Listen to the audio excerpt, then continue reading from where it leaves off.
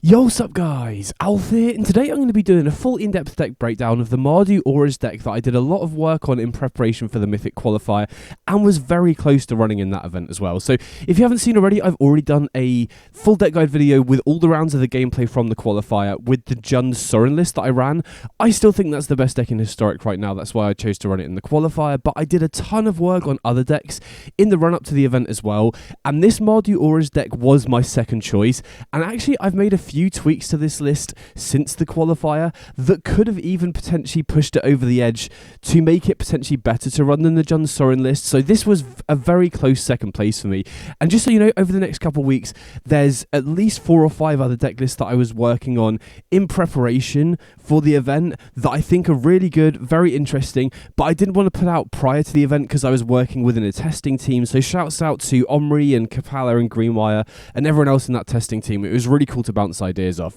But anyway, with that all out of the way, this is the Mardu Aura's list that I've been doing a lot of work on recently. So as you can see, the core of the deck is very similar to the Boros Aura's list that I posted a little while back. I'm not going to go in detail over the basics of the deck because I've already got a full deck guide video on the Boros list which kind of explains that a little bit more. So I'll have a link to that down in the description if you've not seen it before. But very briefly, this deck is built around getting 1 or 2 creatures into play, loading them up with a bunch of auras, making them huge, dominating the board state, and then just attacking the opponent down really quickly. So Spirit Dancer and Light Pause are the 2 key cards in the deck that turn all of your auras into card advantage. They grow incredibly quickly, they dominate the board, and Light Pause, especially allowing you to tutor, is very flexible, giving you outs to certain scenarios. Then additionally, we've still got Esper Sentinel, which kind of acts as pseudo protection for your 2-drops because of the taxing effect, and is also another creature that we're happy to put auras on as well. Then in terms of the holdover auras from the Boros builds, we've obviously got Ethereal Armor, which is probably the most powerful 1-drop aura in the game. Scales really quickly, especially in multiples, and First Strike is incredibly valuable as well.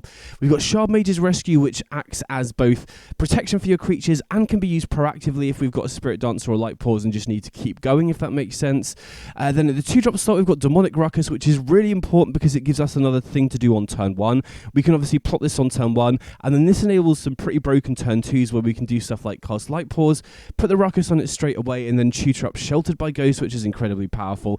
And then giving Trample and Menace is incredibly good at breaking board states if the opponent has a bunch of chump blockers in play, and you get some protection from when your creature dies with the draw effect as well. So Ruckus, incredibly good card, especially at just helping the deck have more smooth curve outs where we can put this on turn 1. Then Sheltered by Ghost, arguably the best card in the entire deck, gives us a flexible answer to anything, and then all of the keywords on this is so important. +1/+0, obviously useful. Lifelink is incredibly important in this deck, especially against aggro decks, and especially because now we're splashing black, the mana base is even more painful, so Lifelink incredibly useful. And then the importance of Ward 2 can't be overstated as well. This is so good if you get it down early. It makes, even if the opponent has like a fatal push, they often have to wait until, turn 3 or 4 in order to use it. So Sheltered by Ghost, incredibly good. And then we've also got some one-offs here that we can tutor off Light Pause. So Griff Spoon to give you flying, just give you evasion is very important. Hammer Hand giving you haste is key as well. And then the first new black card that we're looking at in this list is Kaya's Ghost Form. So this is a really useful card to be able to tutor because it just gives you an extra layer of protection, right? If the opponent has destruction removal, if the opponent has exile-based removal, no matter what they have, you're getting the creature back off this in the vast majority of situations. Them returning it to hand is the only real situation where that wouldn't happen, and very few decks are running bounce spells now. I think Mono Blue Affinity is the only deck that's really likely to come up against, but the ability to just tutor this up and protect your Light Pause is really useful. And the card that I've ended up cutting for this is Sentinel's Eyes, which is probably the card I was tutoring for the least anyway. One of the other new changes we're making is running Juggernaut Peddler in the deck, which already has Vigilance, which makes Sentinel's Eyes less important. And yeah, this is a really big upgrade to the deck for sure, because even if the opponent isn't running a ton of interaction game 1, they're kind of forced to post-sideboard, so this is going to be great in the 75 anyway.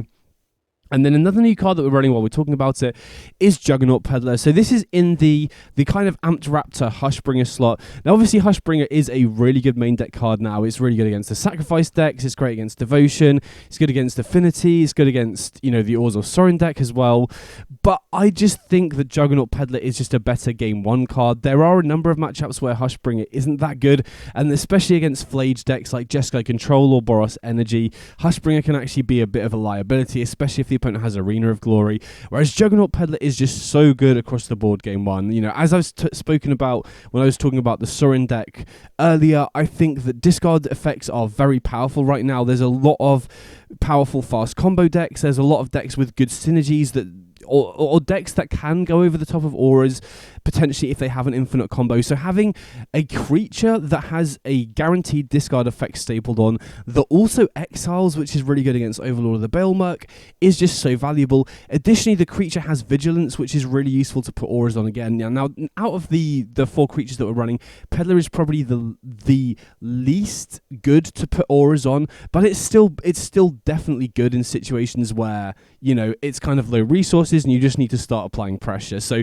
you know, if we're comparing Peddler to the other options, you know, especially Amped Raptor, I just think Peddler is so much better. Amped Raptor gives you a random card out of your deck, basically. Peddler gives you a guaranteed piece of interaction. And like I said, discard effects are so useful right now. So I've been really liking Peddler in the slot, but we've obviously got 4 copies of Hushbringer in the sideboard for the matchups where it's really good. And then the other swap I've made, while we're on the topic of discard effects, is Thoughtseize over Giver of Runes. So Giver of Runes I still think is a good card in Boros Auras, but it fills, you know, the vast majority of matchups from my experience, Giver of Runes basically fills the role of removal target, right? In the vast majority of situations, if the opponent has a removal spell, they're basically forced to point it at the Giver instead of your 2-drop. So in, you know, a lot of situations, if the opponent does have a removal spell, Thoughtseize does the very same thing, right? It just... Thoughtseize on 1, get rid of your removal spell, cast your 2-drop on turn 2. But it's also really good in, you know, against combo decks. It's really good at slowing the, or, you know, Orzhov Sorin, 4-color Samwise, Lotus Field. Any of these decks that are capable of going over the top of you, this is just great against their proactive game plan, whilst also basically just doing the same thing that Giver did, clearing a removal spell to go off. Now, obviously, you know, Giver can do a lot more than that. It's really good at combat, defensively and offensively, especially if the opponent has creatures of all the same color, like against Mono Green Devotion, for example. Also repeatable, but, you know, Giver has felt like the card that has underwhelmed me the most. And another big thing with Giver is that it's not a creature you really ever want to be putting auras on. If you're ever in a situation where you're having to put auras on Giver of Runes, you're probably not winning that game anyway. And so one other thing that did kind of put me off even trying this in the first place was that it's lowering the number of threats in the deck, right? One of the big issues with auras as a deck is if the opponent runs you out of threats, your deck basically just does nothing. You just have a bunch of uncastable auras at that point.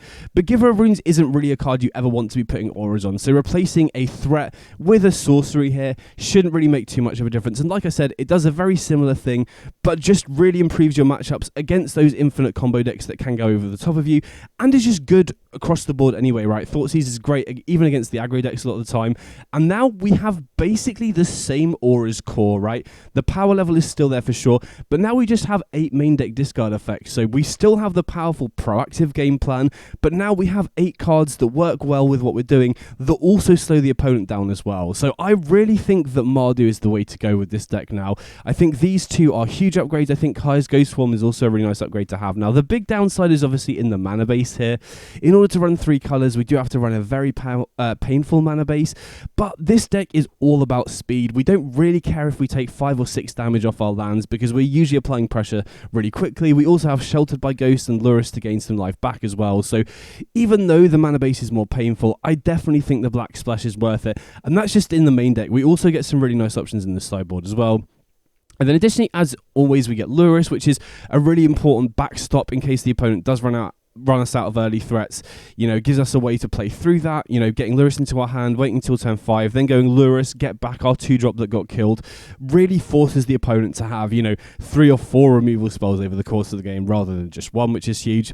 Then in terms of the mana base itself, you know, we are running basically all fixing in order to have, you know, black, red and white on turn 1, and we don't want cards like Pathways because it's really important that we do have, you know, if we do have a red-white land, be able to, you know, plot Demonic Ruckus on turn 1 and then still have it to produce white the following turn. And we still have room for utility lands. Sunbaked Canyon still fits in here nicely. Now, having said that, we do have 6 lands that deal us a damage regardless, so I could see an argument to replacing this with a Sacred Foundry if you didn't want to take the life every single turn, but that's a pretty minor change. By the way, I really think that Mardu is absolutely worth the splash. Like I said, the core of the deck is basically the same here, but we just have a ton more interaction for what the opponent's doing, which it just feels like a straight upgrade to the deck for me. And now moving on to the sideboard, so we've got a couple copies of Tormod's Crypt as Graveyard Hate. I do feel like Graveyard Hate is important right now because some of the other decks that can go over the top of you are those infinite combo decks like Kethis, Shifting Woodland and stuff like that, and especially against a deck like Shifting Woodland, your discard effects don't actually target, you can't remove the Shifting Woodland itself with Thoughtseize or Juggernaut Peddler, and also some of these combo decks might have Leyline of Sanctity as well, so having cards that can proactively stop their combo without needing to use discard spells is pretty nice. Now, the reason I've gone for Tormod's Crypt over any other Graveyard Hate is, first of all, I think it is very important that it is 0 mana because we don't really want to be interrupting our curve in order to get it in play, right? This deck is all about curving 1 into 2, and waiting until turn 3 to put your Graveyard Hate into play isn't great, and interrupting your curve to get Graveyard Hate into play isn't great either. So the only 2 real options that I was considering here are Tormod's Crypt and Surgical Extraction, and I've gone for Tormod's Crypt here just because we are a Lurrus deck. I think that makes a pretty big difference, right? If the game does go long and you are against a Shifting Woodland deck, being able to put Lurrus into your hand, get it back, and then just keep looping Tormod's Crypt every single turn is just a really good way to lock these more All-in graveyard strategies out. Then we've got 2 copies of Pithing Needle, which can be used in a ton of different matchups. Against the Sacrifice decks, you can name Bombardment. Against the Woodland decks, you can name Woodland. Against the Sorin decks, you can name Sorin. There's a ton of different decks. Mono Green Devotion, you could consider this in, although having said that, I think Thoughtseize and Peddler are probably better in those matchups, but Needle is going to be really good in a number of matchups. Then we've got a couple of copies of Containment Priest, which can again be used in a number of matchups, but it's mainly here for the Orzhov Sorin deck as a way to both stop Sorin cheating a lender into play that we can stop at instant speed, and it also stops, Felia blinking Balemark to come back, and then obviously there's going to be some other Reanimator decks that we can use to shut this off against, and random fringe stuff like Muxus if you ever see goblins. This card is mainly for the Orzhov Sorin deck, but there are obviously a number of other fringe decks that are trying to cheat creatures into play as well. And we got 4 copies of Fatal Push as just extra interaction, mainly going to be here for the mirror match, really, or, if you're up against a deck like Is It Wizards, you'd also consider bringing this in as well.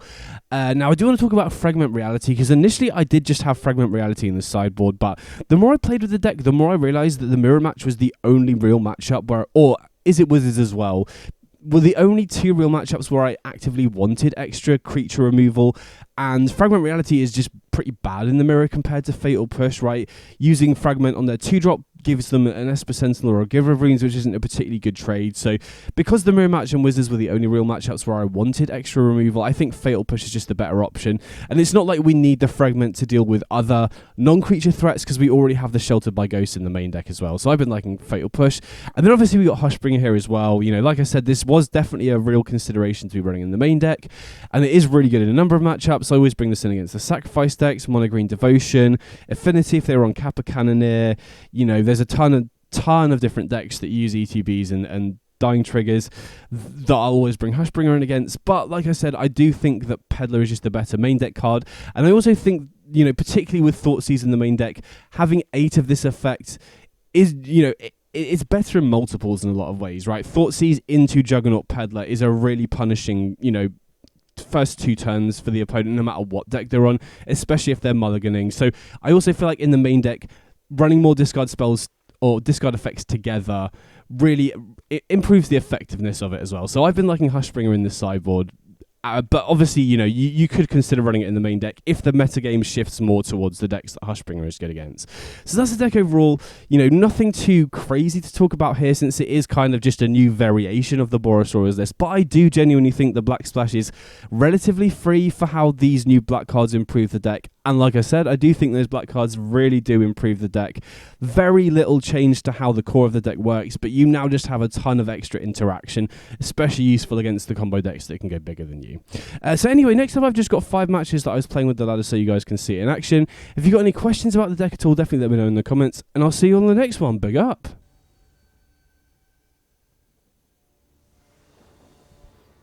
Okay, so we're on the play here.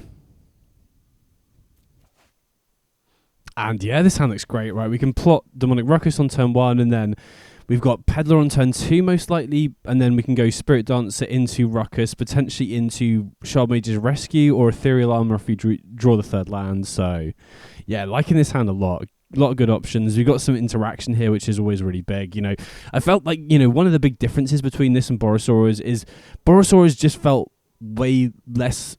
It felt like I had less agency, right? You just got your proactive game plan and just got to hope that that gets there. And, you know, a lot of the time it's just 2 ships passing in the night. Whereas now with this build, because we've got the Peddler and we've got the Thoughtseize, it now just feels like, you know, I'm not just hoping to Goldfish. I actually have good interaction, but I still have the powerful proactive plan to go alongside it. So opponents on Gigantha here, which could obviously be a number of decks. Thinking about their mulligan decision, there's maybe an argument to leading on the Confluence here if you wanted to ensure that you had double white for next turn, but that's not really going to come up that much, I don't think. Okay, interesting. So Blooming Marsh into Delighted Halfling. Oh, wow. Okay, Light Pause off the top is a sick draw. So now we can just jam the Light Pause, Demonic Ruckus, tutor the Shelter by Ghost, and get rid of the Halfling. So I was going to say maybe they're on Yawgmoth, but they can't be on Yawgmoth if they're running Gigantha. So maybe Kethis then is the only thing that I can think of that would run Gigantha with Blooming Marsh and Delighted Halfling. And Kethis is a scary matchup, I think, for auras. So we've got a couple of options here. I think it's just best to run out the Peddler, though. If they are on Kethis, getting rid of a Kethis could make a huge difference here.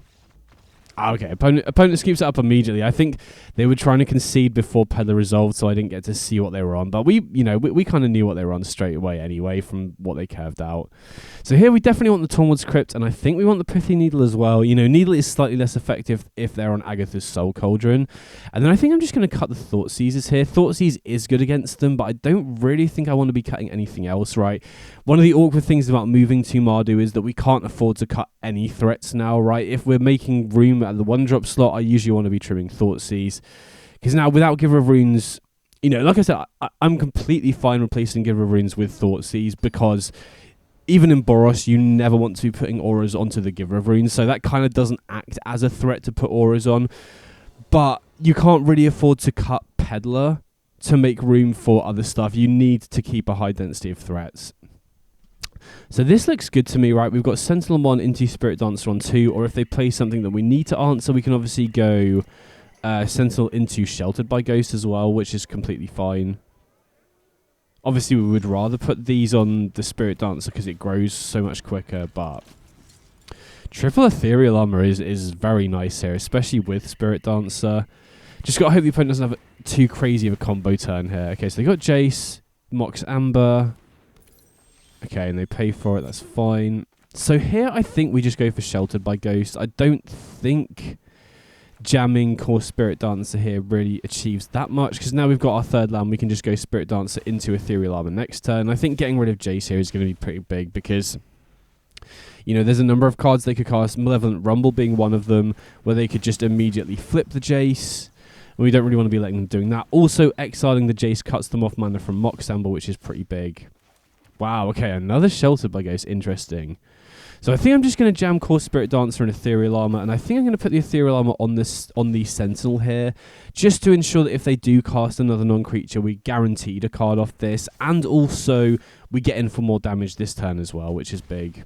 And the next turn we've got another Sheltered by Ghost, we've got Ethereal Armor as well, so we're putting them on the back foot, hopefully forcing some chump blocks pretty soon. Obviously the big concern is that they could combo off here, but, you know, we can Sheltered by Ghost a permanent, and I think without any graveyard setup here whatsoever, the opponent is going to have to do some setup here. I very much doubt they're going to be able to combo off this turn without a perfect hand. You know, their hand would have to be Kethis plus Jace here, I think, and even then that's not a guaranteed win, right? So they activate Jace. Jace does actually seem pretty reasonable in Kethis to me if you're running instants and sorceries in the deck, which is a bit awkward because you don't want to run too many. You need a high density of legendary cards, obviously, but okay, Urza's Ruinous Blast, so that's pretty awkward. I mean, we lose our creatures. Thankfully, the opponent getting back the Jace means they don't get too much value off it. They can kind of just legend rule it here, and then At least we've got a follow-up creature here, right? Ruinous Blast could have been brutal if we didn't have another creature in hand, because even if we put Lurrus in hand and recast it, obviously the creatures are no longer in the graveyard, or they're not in the graveyard at all, so we don't have anything to recast there. But if they don't have another removal spell here, I actually think we could be good. Okay, there is the Rumble, so they do get to flip Jace this turn, and they can potentially recast Rumble, which could be really good at dinging them towards a Kethis for next turn. Thankfully, we have double Sheltered by Ghosts here, so I feel like we should be fairly good. Okay, so they can minus the Jace here. They don't have enough mana to recast Ruinous Blast, though, thankfully, right? Even if they have an untapped land here. Okay, so they just plus the Jace. That's really big for us. And they just cast the Rona as well. So we're definitely going to be going for double Sheltered by Ghosts here, I think. Take out the Jace, take out the Rona. Then that limits the ability, their ability to use the Mox mana. Okay, and Tormod's Crypt off the top. I mean, this is one of the reasons why I like running 0 mana Graveyard Hate, other than the fact that I don't want it to interrupt our curve. But it's also because, some hands you're going to be drawing a ton of Spirit Dancer. So even if you're completely out of mana, being able to then run out a Tormod's Crypt is really big. And then we'll force the chump block here, right? I believe this should definitely put it over 14 power. I'll maybe... Yeah, 16. Yeah, good. So we're attacking here. The opponent can block and then sacrifice this token to deny us the lifelink. Oh, they just don't block. Okay, they must have had nothing in hand then. But yeah, we got there nice. That felt pretty good.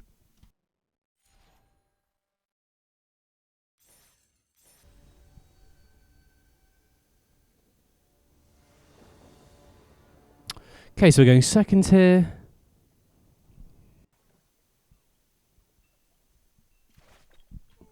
And can't keep this one, obviously, because we've got no creatures. So definitely ship this one back. Okay, this looks a lot better. Obviously, we don't have anything to play on turn 1, which is a little bit annoying, especially when we're on the draw. But, going down to 6, we have to keep this. So, see what the opponent's on here. It would be ideal to draw a 1-drop here, right? All of the 1-drops would be great. Sentinel, Thoughtseize, and we do draw the Esper Sentinel, which is huge as well. But yeah, Demonic Ruckus would also be great here, especially with a Light Pause in hand. So, White-Black Pathway, I imagine the opponent's probably on the Sorin deck, or, a variation of the Sorin mid-range deck. Very few other decks are going to be running White-Black Pathway. Although, there are some fringe decks that might be on it, like Humans or something. Okay, Portable Hole. I'm happy to see that go on the Esper Sentinel. And then I think I'm very happy to lead on Peddler here. Peddler is generally the best the earlier you get it down. Yeah, so they are on Sorin. They do have the 3rd land here. I mean, we could deny them the land, but they can obviously just cast Overlord. So, I don't know. I think we're kind of forced to take the Peddler here, right? Because we really need this Light Pause to survive to be able to race. This does leave the opponent the option to go Felia plus Overlord, which obviously sucks, but if we take the Overlord, the opponent just jams the Peddler, gets rid of our Light Pause, and then we're just relying on Juggernaut Peddler to win us the game, which I don't think is likely. I mean, obviously what the opponent can do this turn is going to be very high impact. And the other awkward thing here as well is that the opponent can also blink Light Pause with Felia. So if we do put an Ethereal Armor on it, for example, they can choose to blink it, which gets rid of all the auras. But again, we could use Light Pause to tutor for Kaya's Ghost form here. Either way, since I imagine they're just going to be flashing in Felia here, and even if they do go Felia Overlord, blink Overlord, I'm just going to plot the Demonic Ruckus here and then set up for a big turn next turn, because I don't think Ethereal Armor on Light Pause, I mean, it does allow us to get Ghost Form down, but I don't think it makes a huge difference. I mean, having said that, if they'd drawn a removal spell here, that could have been awkward, and they do find, so we know they've got Sorin Alinda next turn. But yeah, this is a little bit awkward, because if they do find a removal spell, then we don't have any protection, because they can just kill the Light Pause here, but I want to try and set up to kill this turn if possible, and I think this setup that we've done here actually gives us a chance to do it, right? We can Ruckus, we can get Sheltered by Ghost potentially, we can use then use Griff's Boon to get an Ethereal Armor, then use Ethereal Armor to get something else, And, you know, we'll be getting close to 18 if we don't get there this turn. And we don't even necessarily need to use Sheltered on the Overlord here, really, because Demonic Ruckus gives us Menace anyway. So I think we'll lead on the Ruckus here. And, I mean, we could go for Ethereal Armor, but we could already fetch that off the Griff Spoon. We could get Ghost Form, but then we're missing out on a power. I think I'm just going to go for the Shelter by Ghost here, to be honest. I mean, I think we should be good here anyway, but this giving the Light Pause Ward 2 is also very relevant. Now we can get Ethereal Armor. Now we can put Ethereal Armor on. What do we go up to here? So we're up to 15, so we should just be good here to win if we pick a card that gives us +1/+1, right? Let me just figure it out. So we got... Yeah, so we should just pick either Hammer Hand or Shard Mage's Rescue. And I think, I mean, we know they don't have a removal spell, but I think it's the better line to just go for the Rescue. So if they did have a Fragment, we just shut that line off. But yeah, managed to get there. Even though the opponent had a pretty scary start, you know, Peddler putting in work there, just slowing the opponent down a bit. This is a matchup where Containment Priest can be pretty good, especially because we know they're on Felia. And I'm also considering bringing in some Pithing Needles. Although having said that, I mean, I think Containment Priest is good against the Sorin decks, but I have been tempted to just replace it with like 2 more Tormod scripts because, you know, we're bringing in good cards here in Containment Priest and Needle in this matchup, but we're cutting Thoughtseize and Peddler for it, which are also good cards in the matchup. And I don't think there's that much difference between them. So I think there is a decent chance that we're maybe supposed to be not running Containment Priest and running something else for matchups where the discard spells aren't as good. So, I mean that's a good sign, though. It means that sideboard space is plentiful in this deck, right? We can run more fringe stuff if we need. But, yeah, it always kind of irks me a bit when you're cutting good cards in the matchup for other cards that aren't that much better. I do think I want to be running Pithing Needle in the sideboard because it's so flexible across a number of different decks, across a number of different styles as well. But Containment Priest, you know, it's going to be good against Sorin, but Thoughtseize and Peddler are already good against them. So, yeah, I think if I am going to run something else in the sideboard that... yeah, I think Containment Priest would be the first thing to go. So if there is another card you want to be running in the sideboard, I would cut the Containment Priest for it. Everything else seems pretty important to me. Also, let me know in the comments as well if there's another card in the sideboard that you would want to be running, because I think my initial instinct is I might want to be trimming the Containment Priest. Although I think, having said that, it does have other fringe decks that it's good against. You know, it's good against Birthing Ritual, it's good against Chord of Calling and stuff, but... yeah, I don't know. I'm not 100% sure.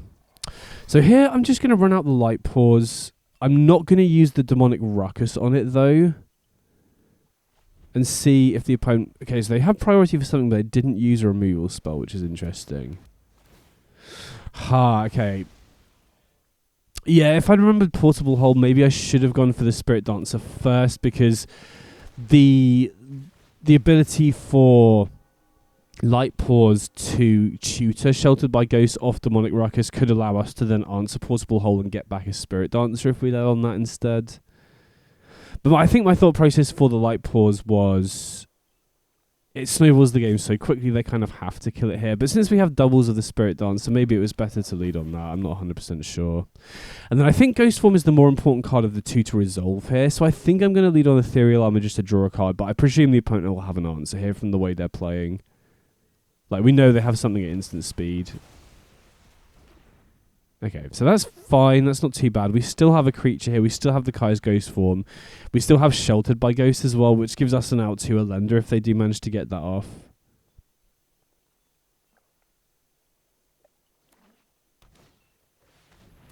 Okay, there's Emperor of Bones. Thankfully, nothing too scary in the graveyard yet. And to be honest, I'm not that worried about Emperor of Bones from Orzhov specifically because they don't really have great discard outlets. Right, you have to start running stuff like Phyrexian Scrapyard or Liliana of the Veil in order to get stuff into the graveyard. So I don't think we need to worry about stuff like Ulamog from Orzhov specifically anyway. So they have Fragment Reality for the Esper Sentinel, that's fine. We get to keep the core Spirit Dancer, which is huge. And now they're tapped out, I'm pretty happy to now use the Demonic Ruckus, right? Key thing is we want to get it on so that if the Spirit Dancer dies, we get to draw a card. And now we can get the second Spirit Dancer down. We've still got Ghost Form, we've still got Sheltered by Ghost. So I feel pretty good about this spot, even though we've given the opponent quite a few turns, which is always a bit risky. Okay, so they're on Ketramose. Emperor of Bones makes a lot more sense now. They do fatal push the Ruckus. We get to draw a card, and we still have the Spirit Dancer here. So yeah, this is the other awkward thing about Containment Priest, is that, you know, the white-black deck does have a lot of stuff that doesn't care about Containment Priest, whether they're on Ketramose like they are here, or even like Overlord plus Felia dodge. No, sorry. Felia doesn't work with Containment Priest, but I believe Dedicated Dullmaker does. And a lot of this are choosing to run Dullmaker and no Felia. So then Containment Priest is only good against exactly Sorin plus Elenda, which we've already got Pithing Needle for. So I think maybe the discard effects are just better in this matchup. So I mean, Containment Priest is good though. Like, I have blowing opponents out when they do go for Sorin, or when they do go for you know, Felia Bailmerk are pretty sick, but I don't know. If it kind of feels like a waste of a sideboard slot when we bring it in a matchup where the cards that we're cutting are good, is basically the point I'm trying to make. So yeah, let me know in the comments if you play auras or Mardu auras, or if you know, there's this particular matchup you struggle against where you would want this. Oh, sorry, where you would want something instead of the Containment Priest. So they have another Portable Hole, which kind of sucks, but we do get to draw another card off the Demonic Ruckus, and we do draw another Light Pause, which is interesting. So drawing all the Light Pause this game. So opponent does get to draw another card off the Ketramose here. And it now has 7 cards. Well, they have 7 cards in exile, so they can now attack and block with Ketramose as well. And there is the Overlord. So now, if they get lucky, this could be awkward with Emperor of Bones. See, yeah, again, Dullmaker doesn't work under Containment Priest. So the more I play with it, the more I'm thinking that I probably will cut the Containment Priest. I'm just not 100% sure what the best replacement for it is.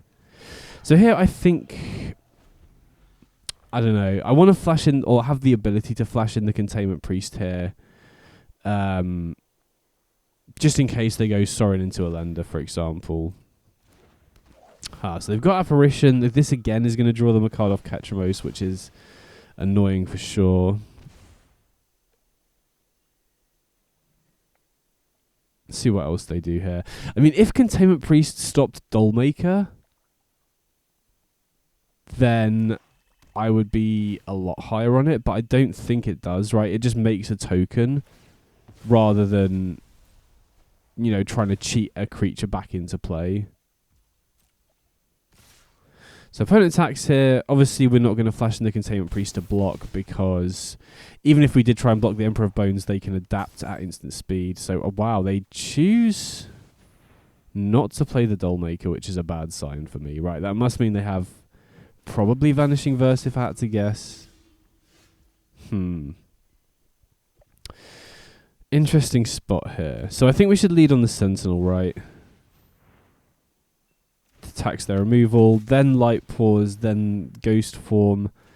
Probably on the Light Pause, but maybe, actually, I think we're maybe supposed to put it on the Containment Priest here, actually. Oh, okay, they were holding Attack and Uma. I was going to say, like, we can kind of tell that they were, well, I thought they were holding up removal here. So now we can get Ethereal Armor down and just chip it back. So we got away with it on the Ghost Form there. Maybe, actually, looking back on it, I kind of like Ghost Form on Light Pause here, because it basically means that oh no, and Fragment into Containment Priest stops me getting cards off Fragment Reality. And it also stops creatures coming back with Kai's Ghost Form as well, right? Interesting. So yeah, I mean, I'll try with just the discard again, I think. Let's just run it back as the main deck, and then we'll kind of figure out the sideboard afterwards.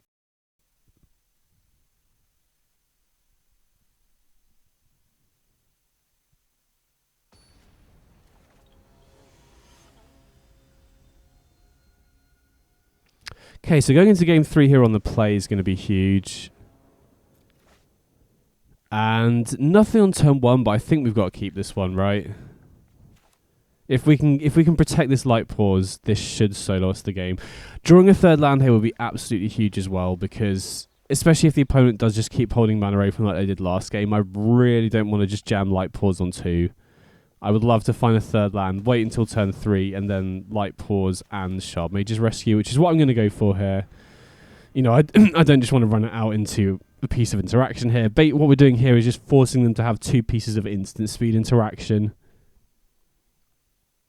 And then if they don't kill it and we get to untap, we can just go, you know, Ethereal Armor, and still have Shard Mage's Rescue available. Okay, there's Overlord. So I think this turn we just go Light Pause, pass. If they do go Sorin into a lender, we can protect the Light Pause from Faith's Fetters with Shard Mage's Rescue. So I think the key here is just ensuring that we untap with the Light Pause, right? So we basically force them to have, like I said, you know, Fatal Push plus Vanishing Verse or double Fatal Push here. So I feel pretty good about this spot, to be honest. You know, this is one of the reasons why I think Jund is just better than Orzhov, because, you know, Orzhov has a lot more proactive pieces rather than interactive pieces, which means in spots like this where they just have a single portable hole as their only castable piece of interaction, they're really going to struggle to keep auras in check. Now we've got the Ghost Form down as well, which is huge, so that gives us protection against another piece of interaction.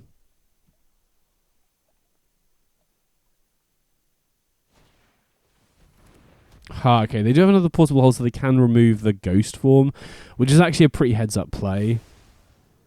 But now we can just Sheltered by Ghost and get rid of the portable hole and get back the Ghost Form, which I think is what I'm going to go for here. And now the nice thing about this is that if the opponent now chooses to, and then we can go Griff Spoon, grab Ethereal Armor before we play the other Ethereal Armors. But yeah, now if they remove the Light Pause, they do get back Portable Hole, but I believe the Portable Hole trigger goes on the stack on the same... Oh, sorry, Portable Hole will enter the battlefield before the Light Pause comes back from the Ghost Form trigger, I believe. So even if they have Fatal Push here, or okay, they've got another Portable Hole, they kind of need... Well, if they target the Light Pause, we get the Light Pause back, basically, I believe, from how the triggers work here. So they do go after the Light Pause, pay 2. So Portable Hole will trigger, right, but Ghost Form will still be on the stack when they have to target. So yeah, sweet, we get the Light Pause back. And now, you know, Arena's giving away, they don't have anything here, they don't have priority, so we should just be good to win, right? Lead on the Ruckus here. Get ourselves Sheltered by Ghost for Ward 2, or Shard Mage's Rescue for guaranteed protection this turn. Then we can just load up the 2 Ethereal Armors. I mean, we don't even need the next one, but might as well. Get Ethereal Armor up to 15-15, and we swing in for the win. So yeah, we got there nice. So yeah, I do need to figure out a potential replacement for Containment Priest. Let me know in the comments what you would run in those 2 slots.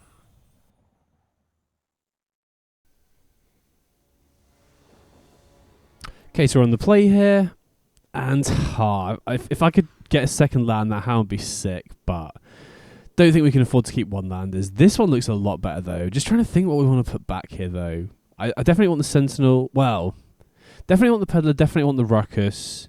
Probably want the Sentinel, and then it's between Ethereal Armor and Shard Mage's Rescue. I think with Sentinel on 1, I'm actually happy to put back the Demonic Ruckus here, because we don't know what the opponent's on. If they're on an interactive deck, we definitely want to have access to the Shard Mage's Rescue, and we kind of want the Ethereal Armor as well. Ralgrin Triumph. So it looks like we're probably against Jeskai Control. So Sentinel into Peddler is one of the best starts that we could have against Control here, so interesting. And we could take the Null Drifter here, and then they don't really have a payoff for all of these Stifle effects, but I feel like we have to take Proctor because it does affect our proactive game plan, and it also potentially enables them to scam Lotus Field into play as well, which would go a long way of getting round Esper Sentinel here, which is, you know, I think my hope for this game to win, right? We can ride out to victory. So interesting to see if the opponent just jams a Null Drifter here, or if they choose to try and wait until turn 4 to potentially scam it. Sheltered by Ghost is interesting. I think I'm just going to Sheltered here on Esper Sentinel. I mean, actually, maybe that's bad, because if they do scam Null Drifter into play here, we might want an out. But I think just applying pressure is going to be more important. They do have the Divine Purge. I mean, we do get to draw a card, and we can just recast the Sentinel at worst here. We do also find a Thoughtseize, which is pretty nice. And they do shock in the Steam Vent, so they do have access to Consign here. I think I'm just going to go Thoughtseize, get rid of the Null Drifter. Wow, yeah, especially because they have Arena of Glory here, so they could have gone Haste Null Drifter, Consign the Evoke trigger, and then start using the Annihilator ability. Oh, no. I mean, so they're going to go for that line anyway. They just happen to draw Null Drifter off the top. So now they evoke, they can consign this. And then they start making us sack lands every single turn, which is difficult. So, I mean, this game has gone from feeling very confident to struggling now. This is going to be rough. I really wish that was an untapped land, then we could just jam the Peddler. At least we can get a creature into play here. But yeah, that Null Drifter top deck was brutal. I think even if they'd waited just another turn, then I think we'd be alright. And here I'm happy to sacrifice the Sunbaked Canyon, because we're not going to be cracking it if we're sacking lands every single turn.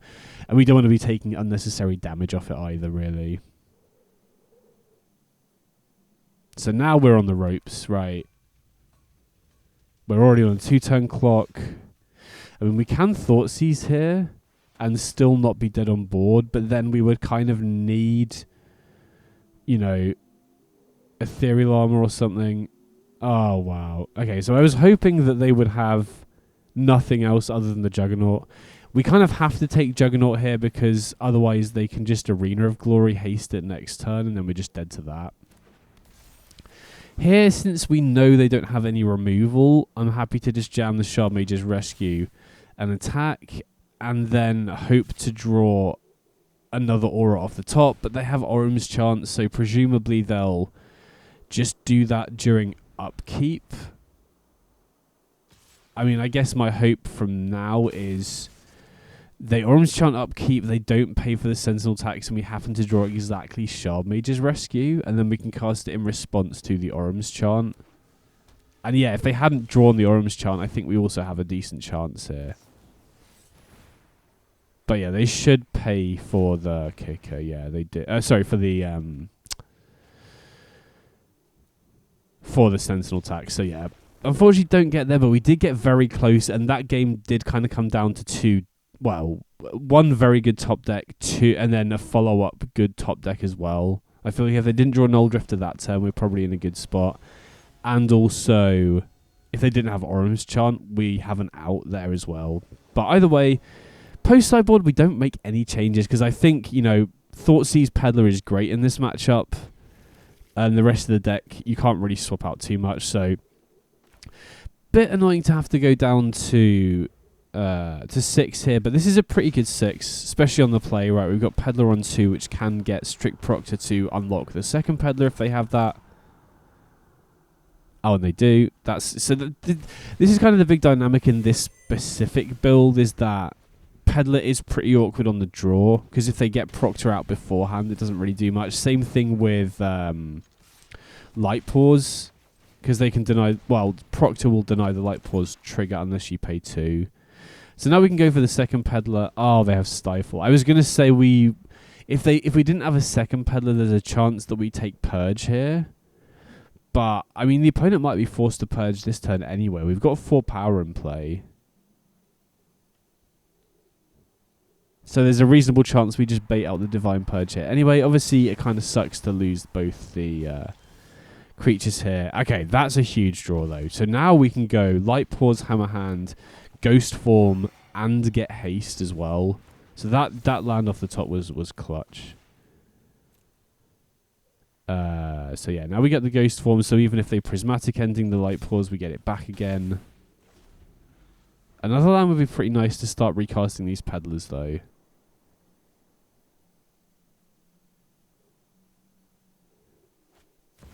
Okay, so opponent does Prismatic Ending the Light Paws, but we get it back because of the Ghost Form.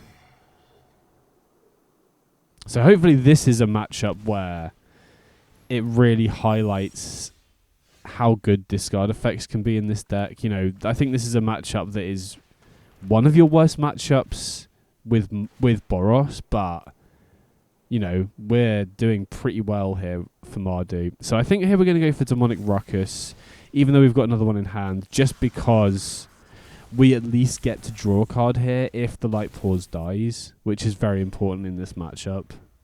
And it's just a generically good card anyway, right? Even if the opponent chooses to run out Juggernaut, we have Menace to attack through it. So yeah, opponent just scoops it up. So that's kind of the other nice thing about this matchup. So obviously, them having access to Proctron 2 before we go Peddler, now we're on the draw. That's a bit awkward, but the other nice thing about discard against this specific build of Jeskai, which is definitely the most common control deck in Historic from my experience, or pure control deck anyway, is that they have a lot of cards that don't really do much if they don't have their synergies online. So, you know, we saw their last game that Consigns don't really do that much if they don't have, you know, a turn 2 Lotus Field or a turn 4 Null Drifter or Flage, for example. So I think it's more likely the opponent's going to run out of gas because we're running discard here.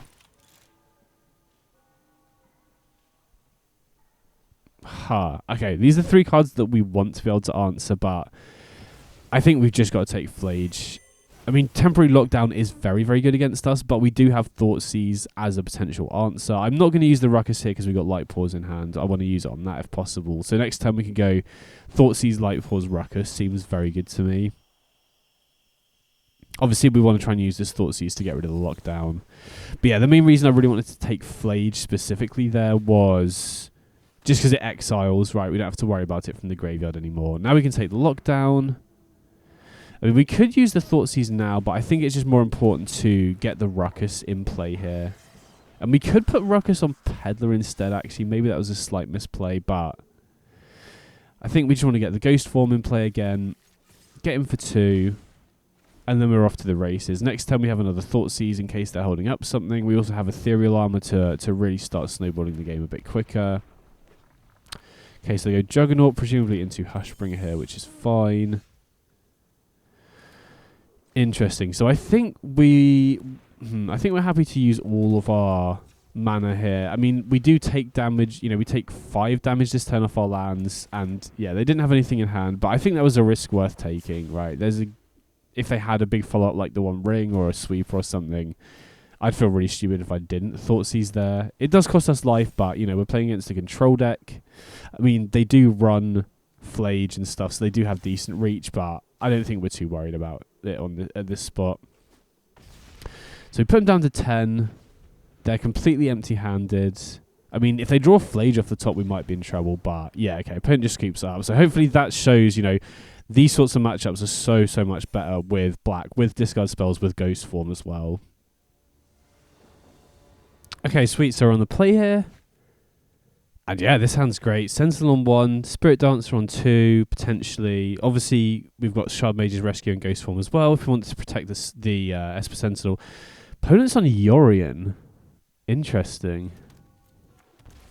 Well, we'll definitely lead on the Sentinel here, but yeah, I've not seen Yorion in ages. I wonder what that could be. I mean, we used to see Gates, some control. I think I'm going to lead on Thoughtseize here just to see what the opponent's up to. Wow, okay. So it looks like they're on Balustrade Spy combo, right? So taking lands is pretty ineffective here. I think we're just going to take the Sylvan Caryata just to shut them off Eldritch Evolution here. And then maybe we're supposed to rescue here. because I doubt they have removal just to apply more pressure and to use more efficient, use our mana a bit more efficiently. But okay, so they drew Innkeeper off the top, so that gives them a target for Beseech, which is awkward. So I think I'm going to Sheltered by Ghost the Esper Sentinel here and get rid of the treasure token, just to deny them bargain on Beseech. And then I think I'm pretty happy to attack here because we're not really going to be using Shard Mage's Rescue defensively, I don't think. So I'd rather bait the attack and just use it here. Right, most of the Balustrade spy lists that I've seen aren't on Yorion. But I guess, if you're running the Dredge stuff, right, the Dredge package, it kind of makes sense that you would want to run Yorion because you don't want to be drawing your Bloodghast, your Narcomoebas and all that. And running a Yorion deck allows you to get more value off milling your whole deck, but it does also make finding your top end more difficult. I guess it also means that you could run Belcher and Beseech and Balustrade Spy and still have enough slots in the deck for everything to work, maybe. So I understand the logic, but I also don't understand how they're casting Yorion in the first place. Okay, Peddler's sick here. We can just exile what they just tutored for. Wow, do they get Leyline of Sanctity? That's pretty confusing. So, I mean, I think I'm going to ship it back. Oh, no, wait. I should have brought in Containment Priest. Ha!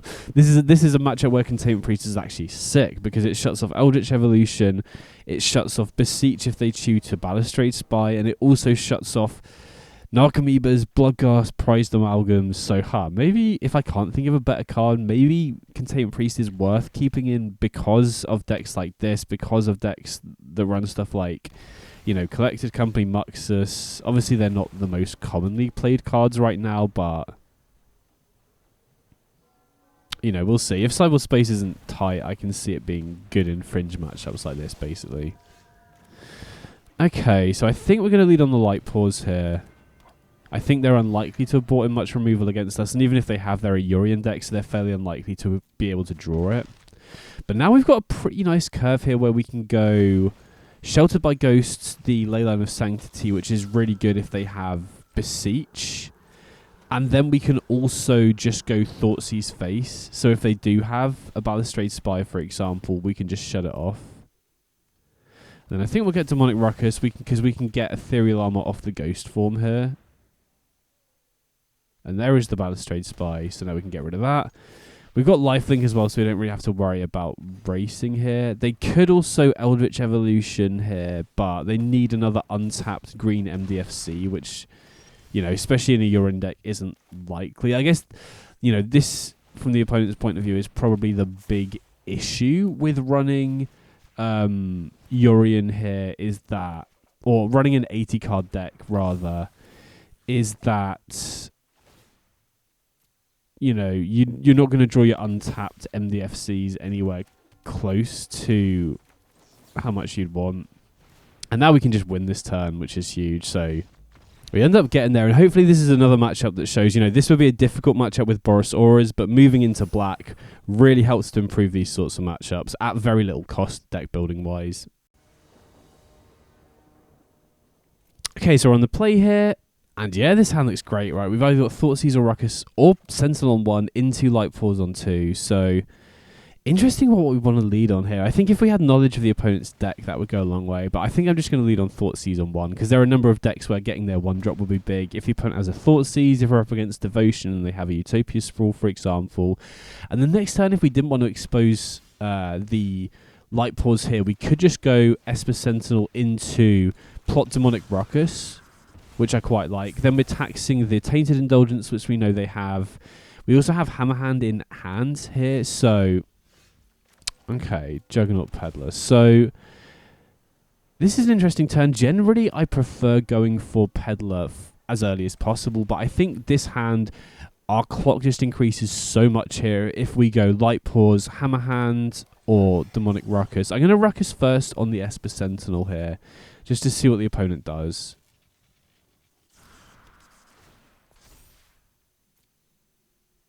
And then I think I'm just going to go Sheltered by Ghost just to give it Ward 2. And also Lifelink is pretty relevant as well.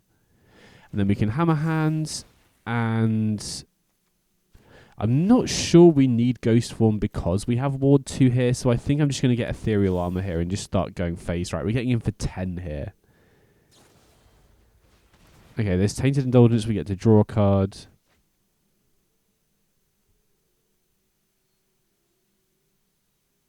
I mean, let's hope they don't discard a reanimation target. I mean, even then, if they had like an Atraxa or something, we should be able to beat that, right? So, unless they have a sweeper here, I think we should be good. Yeah, okay, opponent just scoops it up. So, Esper, Ketramose, I assume they're on Psychic Frog and stuff. I honestly don't think I need to make any changes. I think the main deck is just so solid at what it's doing. Yeah, you know, you can maybe make the argument you might want Fatal Push, because presumably the opponent is likely on Psychic Frog, you know, Abhorrent Oculus, Unearth, that sort of thing. But I think Thoughtseize is just so much better because not only can it preemptively answer all of those cards, but it can also preemptively answer removal spells, which is really important at clearing the way for your 2-drops to survive. So, yeah, I really like this 75, and especially, I think this list could do very, very well in Best of 1 as well. Because, you know, Borosaurus has been one of the highest win rate decks in Best of 1 for a while, and this new build Splashing Black, giving you access to discard spells, actually gives you good ways to interact with the opponent, which was one of the biggest weaknesses of Borosaurus, is just, you know, Boros is just full-on proactive, you're trying to race in the majority of matchups, whereas this build, just with a light black splash, gives you 8 main deck ways to interact with the opponent, so I wouldn't be surprised if this ports over incredibly well to Best of 1 for you know, for any of the Best of 1 players out there. This hand's interesting. I think I'm going to try this, you know. Esper Sentinel can solo the game on its own. Okay, we draw a Core Spirit Dancer as well. But yeah, I mean, Sentinel should be good against them. Obviously, they will be running a decent number of creatures, presumably. But for Ketramose to be good, I think they also need to be running a reasonable amount of non-creatures, and you know, for them to have a good matchup against us, they kind of need a high density of interaction. So, you know, I quite like this hand. We can protect the Esper Sentinel if we need. If they are reliant on removal spells, then okay, so they do have a removal spell now. So here, oh wow, okay, Thoughtseize is a great draw. I was going to say I'd rather just play a tap land and wait until next turn to play the Spirit Dancer, so then we can protect it. Okay, so I think we just take the Diviner here, right? I don't really care about Tainted Indulgence, and they can't cast the Oculus yet because their graveyard's pretty much empty. Okay, they do go for the Indulgence here. See if they have Unearth as well. Okay, they discard a land. Very happy to see that. And they play Watery Grave tapped. That's a good sign as well. So here we're just going to run out the Spirit Dancer and pass with Shard Mage's Rescue open. And then if we get to untap, we can kind of go a bit crazy next turn, right? Okay, there's Ketramose. If they play a tap land here, I'm just going to Shard Mage's Rescue end step. Just to start buffing, just to start drawing as well. If we didn't have a second Shard Mage's Rescue, I'm not sure I would do that. But, you know, we do, so I don't have to worry about that too much. Then we can go for Griff Spoon. Oh, wow. Sheltered by Ghost. And now we can also hold open mana for Shard Mage's Rescue as well. Not that we necessarily need it because we get Ward 2, but, you know, if the opponent does go Fatal Push, pay the Ward tax, and we Shard Mage's Rescue, this game's pretty much over. I mean, it's pretty much over now anyway, right? Put them down to 11, they're just dead to Shard Mage's Rescue on the Spirit Dancer next turn. You know, even if they get this Oculus in play, we can probably attack past it. So yeah, we end up getting there. Nice.